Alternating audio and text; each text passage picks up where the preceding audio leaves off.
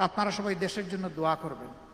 আমরা শুধু আপনাদেরকে এতটুকু কথা দিতে পারি, আল্লাহ যদি আমাদেরকে কখনো দায়িত্ব দেন, আপনারা যদি ভালোবাসেন, আপনারা যদি এগিয়ে দেন, তাহলে আমরা চেষ্টা করব আপনাদের এই আমানতের মর্যাদা রক্ষা করার।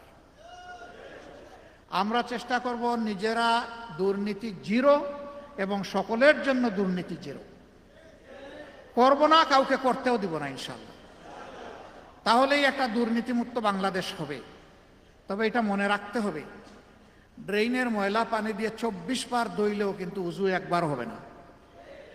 উজুর জন্য প্রয়োজন হবে পরিচ্ছন্ন পানি, পবিত্র পানি।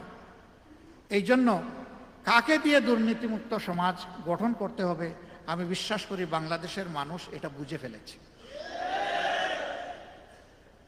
একটা দুর্নীতিমুক্ত করাপশন ফ্রি সোসাইটি এই দেশের মানুষ চায়, আর আমরাও সেটাই চাচ্ছি। 2 নম্বর,